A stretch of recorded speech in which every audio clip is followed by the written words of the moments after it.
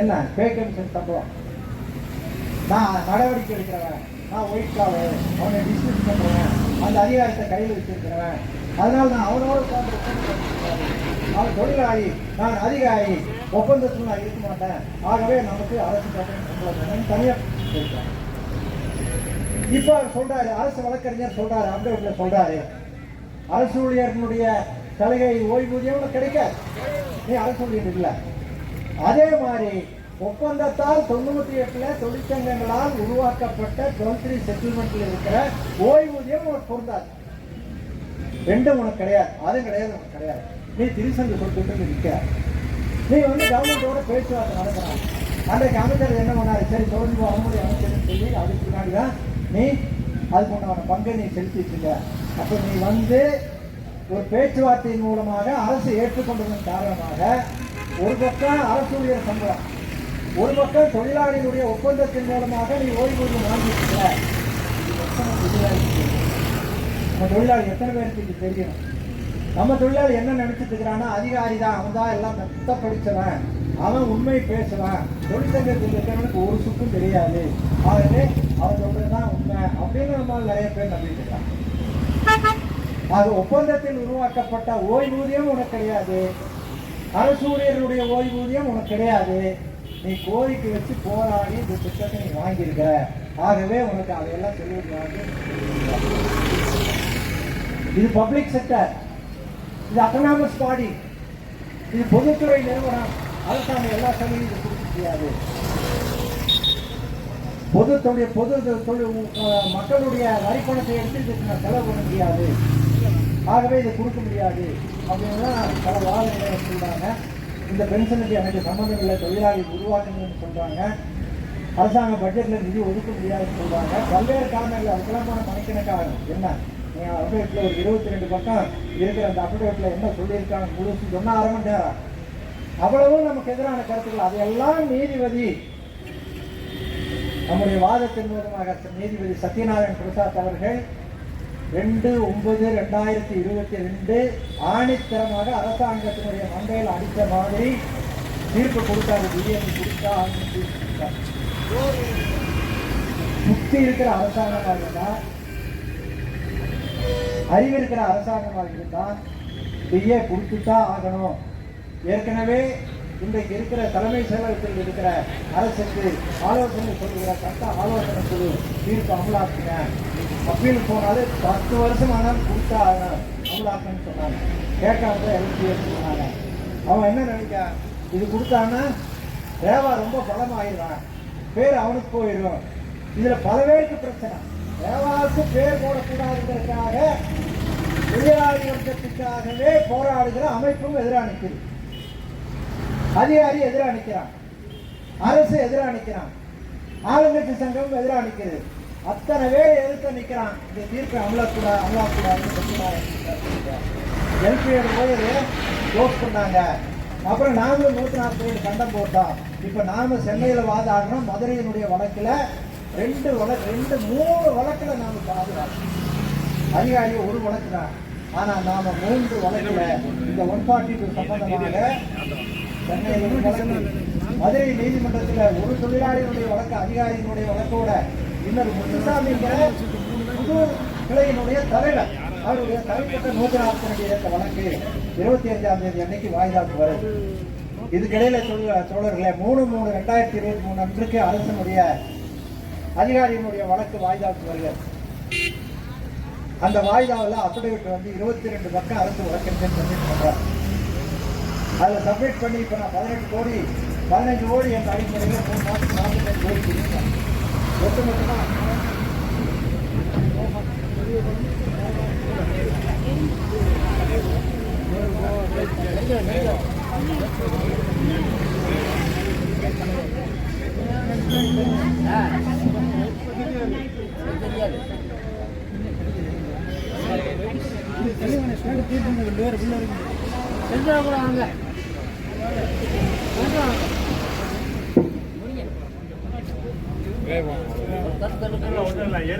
ஒரு 10 நிமிஷத்துல முடிச்சிடணும்.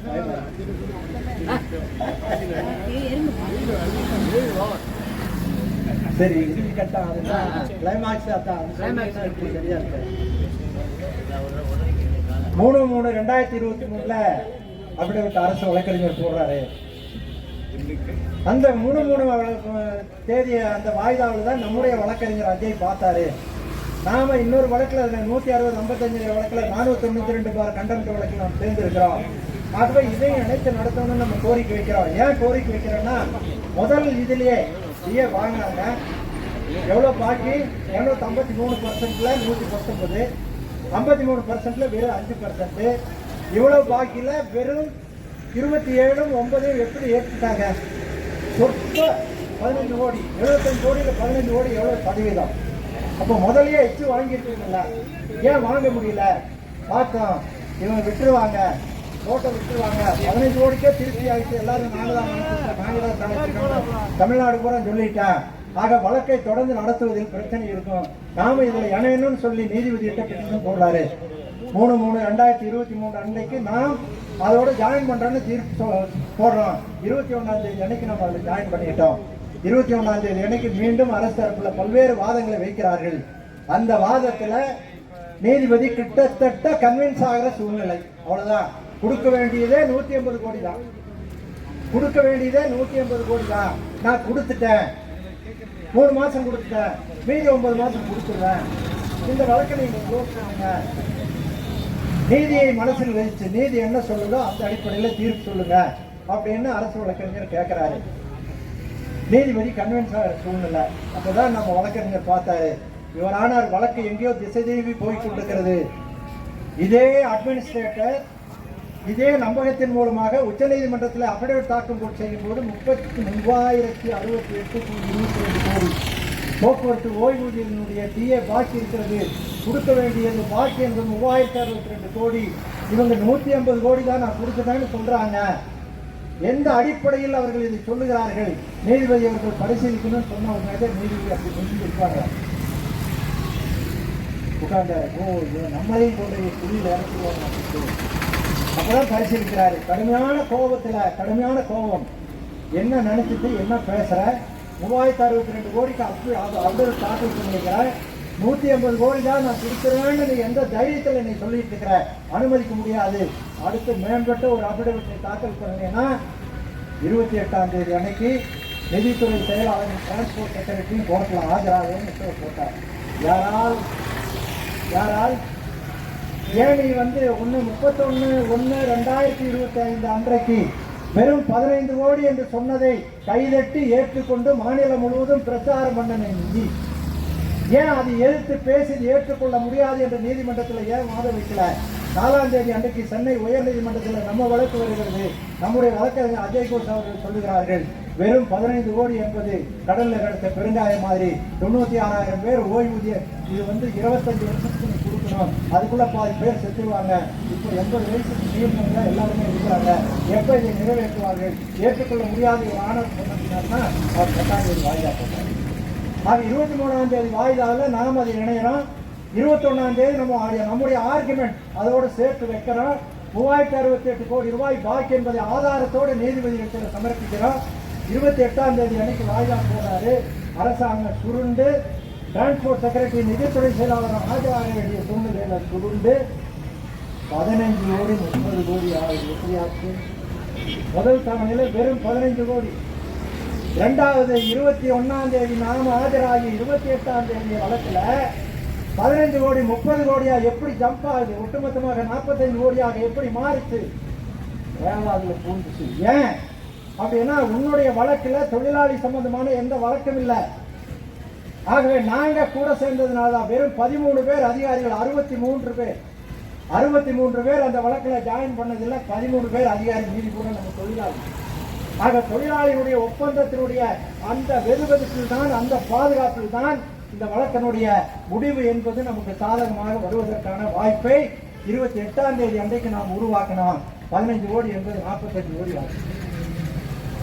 இப்ப 25ஆம் தேதி வழக்கு, அது நம்முடைய தனி வழக்கு. முத்துசாமி மதுரை கிளையினுடைய புதூர் கிளையினுடைய தலைவர். இப்போ அவங்க சொல்றாங்க அவர் சிஐடி இருந்தாரு, அதனால இது சிஐடி தான் வாங்கி கொடுத்தது. ஏன் சங்க ஏஐடிசியில் இருந்தாலும் திரும்பி வந்து ஏன் ஏஐடிசி வாங்கி கொடுத்துன்னு சொல்லுங்களேன் இல்லையா? முடிஞ்சு போச்சு 30ஆம் தேதியோட 31ஆம் தேதியோட அந்த உறவு கட்டு. தொழிலாளி இல்லை. நம்ம இன்றைக்கு நம்ம நலக்குழு இருக்கிற வெல்ஃபேர் அசோசியேஷன் உதவி வாங்குற இடத்துல இருக்கிற தொழிலாளி அல்ல, போராடுற தொழிலாளி அல்ல. அதுவரை புரிஞ்சுக்க முடியாது. அவர் எங்க ஆளு, அவர் தான் கேஸ் போட்டு வாங்கி வெக்கம் இல்லாம சொல்றாரு. மனசாட்சி வேண்டாமா? 25ஆம் தேதி நம்ம வழக்கு அரசு வழக்கறிஞர் வர்றாரு, நீதிபதி தண்டவாணி அவர்கள் அவர் வர்றாரு.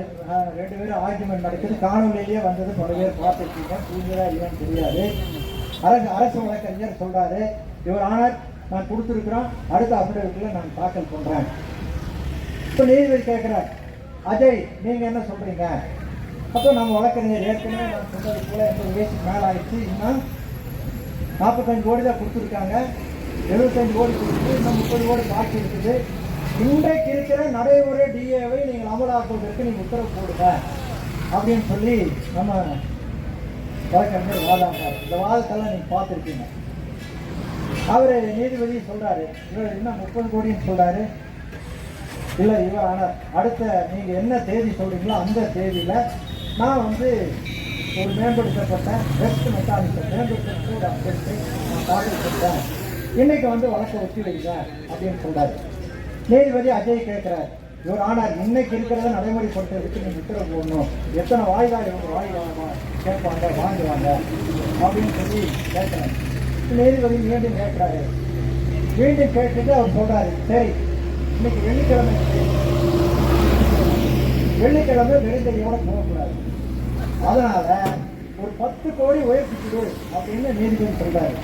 இவரான 10 கோடி கொடுக்க முடியாது, சரி 5 கோடி கொடு, 45 50 கொடு அப்படின்னு சொன்னாரு. அவர் 2 மனசோட ஒன்றும் சொல்ல உத்தரவு போட்டாரு.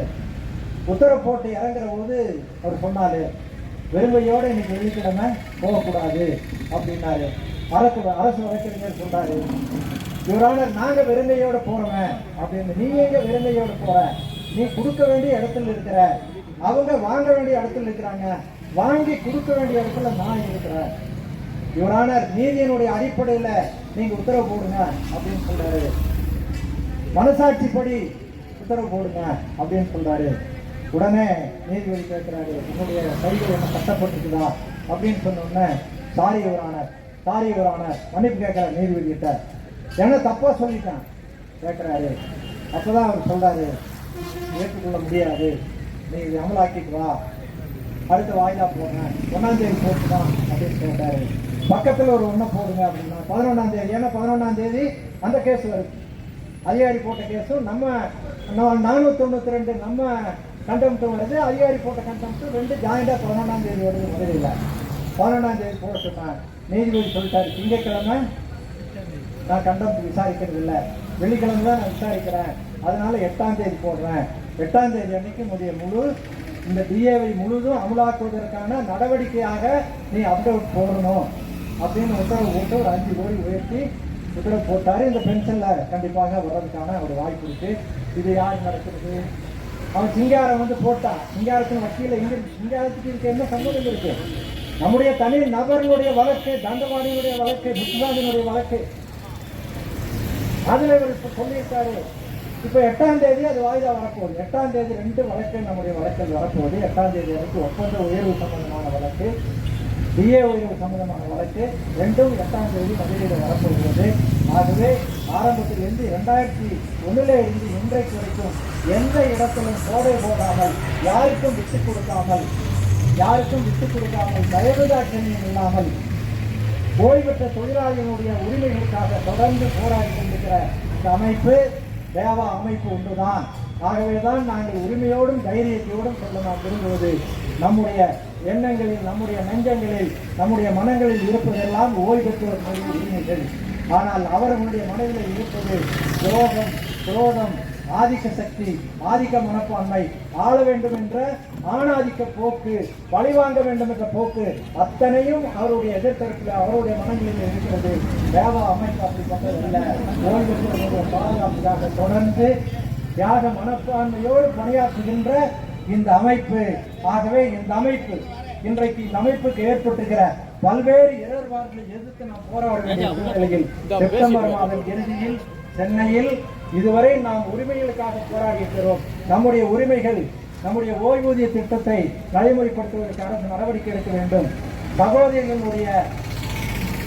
சகோதரிகளுடைய வாரிசு உரிமை வேலை முடக்கப்பட வேண்டும். குறைந்தபட்ச ஓய்வூதியம் என்பது 3058 7850 உயர்த்தப்பட வேண்டும். டிஏ தொடர்ந்து உயர்த்தப்பட வேண்டும். இந்த உரிமைகளுக்காக மட்டுமல்ல, நம்முடைய அமைப்பு பாதுகாக்கப்பட வேண்டும் என்ற அடிப்படையில் அமைப்பினுடைய பாதுகாப்பிற்காக எதிர்த்தரப்பில் இந்த அமைப்பு இந்த ஒற்றுமையாக பலமாக இருக்கிறது என்று நிரூபிப்பதற்காக தயவு செய்து வயது வித்தியாசம் பார்க்காமல் ஒருத்தர் 2000 ரூபாய் செலவானாலும் கூட பரவாயில்ல, இது நம்ம அமைப்பினுடைய பாதுகாப்புக்கு செலவு செய்கிறது என்ற எண்ணத்தில் செப்டம்பர் இறுதி வாரத்தில் நம்முடைய மாநில தலைமை முடிவெடுத்து சென்னையிலே ஒரு போராட்டத்தை அறிவிக்கிற போது நீங்கள் எல்லாம் சென்னையிலே சங்கமிக்க வேண்டும் என்ற நேரத்திலே உங்களை எல்லாம் பால்கொண்டு கேட்டுக்கொண்டு வாய்ப்புக்கு நன்றி கூறி முடித்துக் கொள்வது. நன்றி. அன்பார்ந்த நமது தொழில்